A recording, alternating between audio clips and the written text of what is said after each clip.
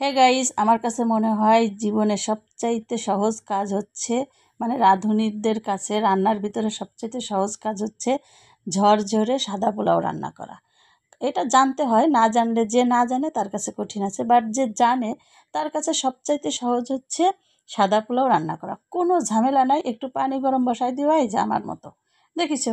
আমি কিন্তু মাটির চুলায় রান্না করবো, বুঝছো মনুরা গাইসরা, কারণ আমি বাড়ি থাকি। এখন বাড়ি এসে আমি এখন ওই গ্যাসের রান্না ভুলেই গেছি, মানে গ্যাসের খাবার এখন আমার ভালোই লাগে না। গ্যাসের চুলা আমার আছে, সেরকমই পড়ে রয়েছে।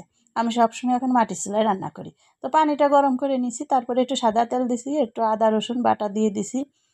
ওই মাংসের জন্যই বেটে রাখছিলাম, সেখান থেকে একটু তুলে রাখছি, এই আর কি। মানে কোনো ঝামেলা নাই, বুঝছো। তারপরে ওইটা একটু নাড়াচাড়া দিয়ে এই যে ঝরঝরে চাউলগুলো ঢেলে দিলাম। মানে চাউলটা আগে থেকে ধুয়ে একদম ঝরঝরা করে নিবা। এটা চালের ভিতরে রেখে দিলেই এটা পানি ঝরে ঝরঝরা হয়ে যাবে। তারপরে এই তো সাদা তেলের ভিতরে একটু ভেজে নিবা এপাশ ওপাশ করে, কারণ একটু ভেজে নিলে চাউলটা ঝরঝরে হয়ে যায়, ভাতটাও ঝরঝরে হয়ে যায়। তো এটা হচ্ছে একদম সহজ রেসিপি, বুঝছো মনোরা গাইসরা। এটা যদি কেউ রান্না করতে না পারো, তাহলে আমার রেসিপিটা দেখে একদিন ট্রাই করো, তোমরা পেরে যাবা। এটা কোনো মানে কঠিন কিছু না।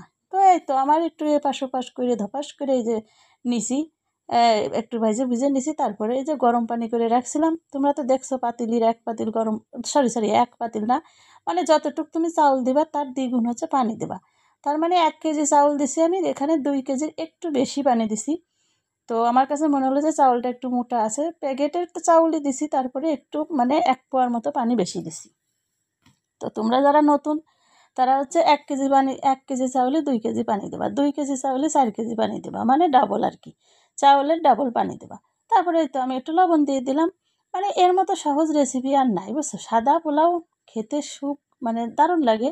যেহেতু আমি হাঁসের মাংস রান্না করেছি, হাঁসের মাংসে মশলা দিয়েছি অনেক, সেই জন্য আমি আজকে সাদা পোলাওটা রান্না করতেছি। কারণ হাঁসের মাংসে মশলা আছে অনেক, প্রচণ্ড মশলা দিয়ে আমি রান্না করছি, কারণ হাঁস হাঁস গন্ধ যাতে না থাকে, সেজন্য আমি একটু হাঁসের মাংস মশলাটা বেশি দিই। তো কাঁচামরিচ দিয়ে দিলাম, কারোর ইচ্ছা থাকলে খাইও, না থাকলে না খাইও। তো আমাদের ঘরে সবাই কাঁচামরিচটা বেশি পছন্দ করে, আমি একটু কাঁচামরিচ দেওয়ার ট্রাই করি সব কিছুতে। আমি তরকারির ভিতরেও কাঁচামরিচটা পাশ করে দিয়ে রাখি, যার ইচ্ছায় সে ডইলে খায়, না ইচ্ছালে না খায়। তো আমাদের ঘরে এটা সবার অভ্যাস হয়ে গেছে, সবাই কাঁচামরিচটা ডইলে ডইলে একদম খেয়ে নেয়। তারপরে যে আমি কাঁচামরিচ দিয়ে একদম নাইড়ে সাইডে সুন্দর মতো এখন ঢেকে রাখলাম। দেখবা একটু পরে ঝরঝরে পোলাও রান্না করা শেষ।